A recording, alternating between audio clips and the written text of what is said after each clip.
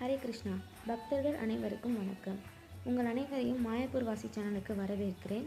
இன்றைக்கி மக்கானா அதாவது தாமரை விதை கிரேவி எப்படி செய்கிறதுன்னு பார்க்கலாம். இதற்கு தேவையான பொருட்கள் மக்கானா, அதை நம்ம ஃப்ரை பண்ணி எடுத்துக்கலாம். அதுக்கப்புறம் புதினா, இஞ்சி, பச்சை மிளகாய், தேங்காய், சீரகம் இதெல்லாம் சேர்த்து ஒரு சட்னி மாதிரி அரைச்சி வச்சுக்கோங்க. அதுக்கப்புறம் நமக்கு தேவையான பொருட்கள்னு பார்த்தா தக்காளி, குடைமிளகாய், முட்டைக்கோஸ், பச்சை மிளகாய், நெய். ஒரு வாணலியில் நெய் விட்டு அதில் சீரகம், கருவேப்பிலை, அப்புறம் பச்சை மிளகாய் இதையும் சேர்த்து தாளிச்சுக்கோங்க. அதோட நறுக்கி வைத்த காய்கறிகள் எல்லாத்தையும் அதில் சேர்த்து நல்லா வதக்குங்க. முட்டைக்கோஸ், குடைமிளகாய் இது கொஞ்ச நேரம் வதக்குனதுக்கப்புறம் தக்காளியை சேர்த்து நல்லா வதக்கலாம்.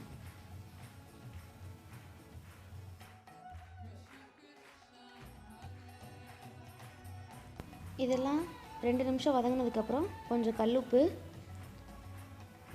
1/2 ஸ்பூன் மஞ்சள் தூள், 2 ஸ்பூன் மிளகாய் தூள் சேர்த்து நல்லா வதக்குங்க.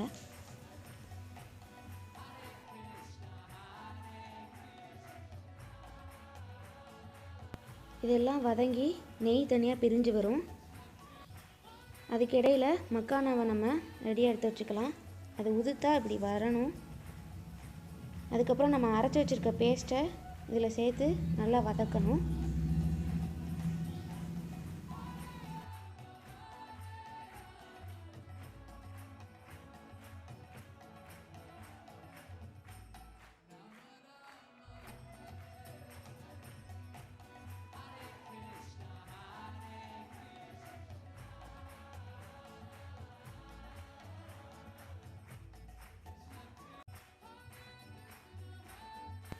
இதெல்லாம் சேர்த்ததுக்கப்புறம் கொஞ்சம் தக்காளியை அரைச்சி சேர்த்துருக்கேன்.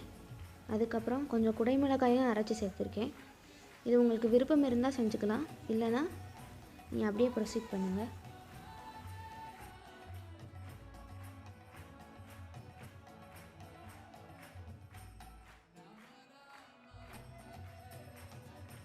இப்போது குடைமிளகாயை அரைச்சி சேர்த்ததுக்கப்புறம் அதை நல்லா கொதிக்க விடணும், ஒரு 5 நிமிஷம் போல். அதுக்கப்புறம் நம்ம ரெடியாக வச்சுருக்க அந்த மக்கானாவை எடுத்து அதில் போட்டு நல்லா கிளறி விடணும். நீங்கள் நல்லா எக்ஸ்ட்ராவாக தண்ணி சேர்த்துக்கலாம். அதுக்கப்புறம் தண்ணி சேர்த்து ஒரு 5லேருந்து 10 நிமிஷம் வரைக்கும் நல்லா வேக விடணும். ஒரு மூடி போட்டுக்கோங்க வேக விடுறதுக்கு.